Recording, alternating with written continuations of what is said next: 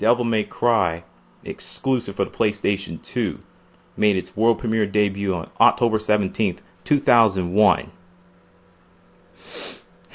The developer, Capcom Production Studios. Publisher, Capcom Virgin Interactive. 80% of gamers was praising it from the get-go. As for the video game professional reviews, let's just say that it was the classic, the best Devil May Cry game of all time. It had everything you need. Kill demons, sword and gunplay, boss fights, interesting graphics, cocky protagonist, beautiful sidekick, all roll into one. For a hack and slash action game, it has the Castlevania Resident Evil atmosphere to it. The game starts off the Devil May Cry shop when a mysterious woman attacks Dante to test him for powers, and they end up on a Monday Island to confront Lord Mundus. He is the king of the demon world. The same demon who was defeated by Sparta 2,000 years before the game. And let's not forget, this is the same monster, Lord Mundus, who killed Dante's mother and his twin brother. So, I'm not going to spoil the rest of the story for you. I'm not going to do it. It's just wrong. Is this game a hot or not? Let's find out. Here's Devil May Cry for the PlayStation 2.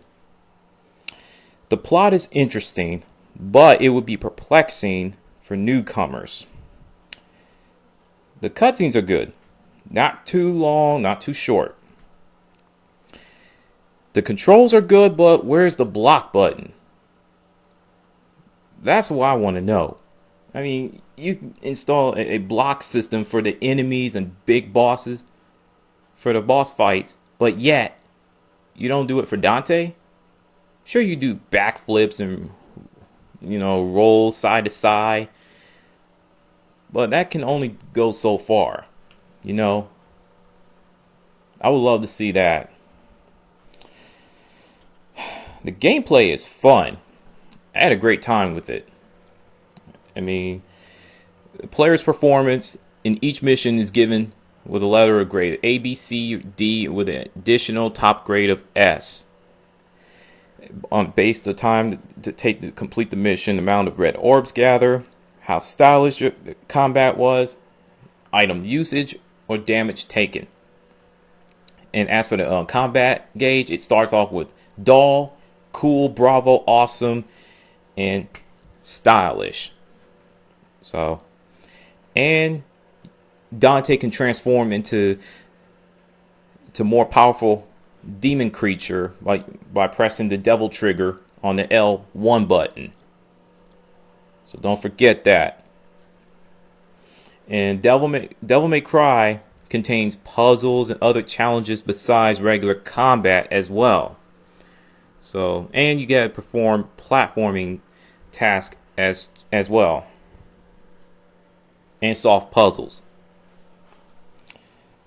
Some people feel that that's boring and takes the fun out of it. Boss fights. Love boss fights. Some of them can be hard, and some of them can be easy. So, just how you approach them. If you just go and attack them right off the bat and don't have a game plan, chances are you're dead.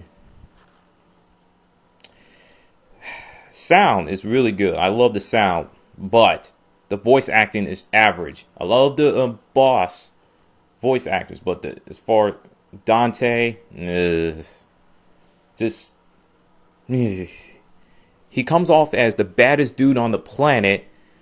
Then you go on to the game. Later on to the game, he sounds like one of the characters from the Power Rangers, and it's like, huh? So that's where I had a problem with the game. It's not the problem, it's one of the problems. RPG elements. I love it. You collect red orbs to buy new weapons, new moves, like the golden orb to resurrect when you die, the purple orb for the devil trigger bar, blue orb for the health bar.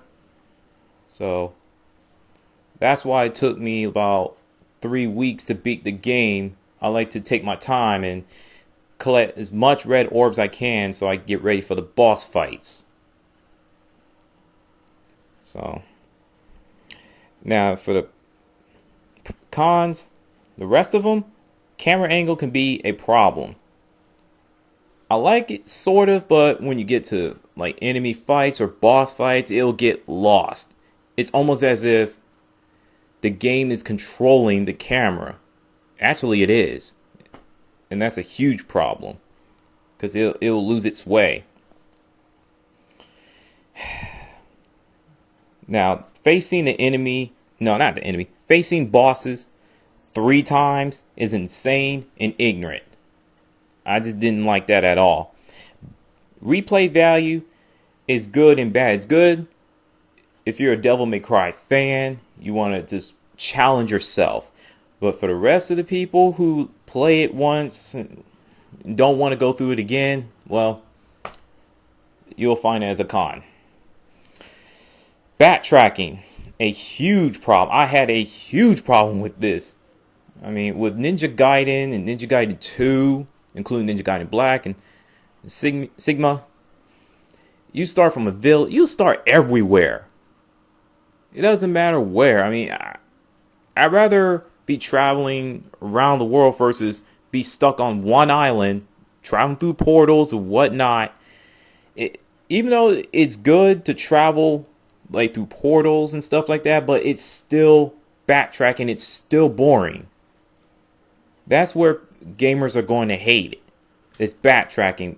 Last I checked, every last game in the industry that has been made has backtracking. Now, as for use red orbs to unlock doors, that's a minor problem. That's a minor problem. I mean, you have to use 45 to 200 red orbs to unlock doors and such like that. So, there you go, ladies and gentlemen. That was my review. My final score is 7.5 out of 10. It's not the best, and it's not the worst review, period. So, I wish people would stop labeling this game as a classic. The best Devil May Cry game of all time. It's not. It's just a good game, but with some flaws. Okay? And with that, I'm out.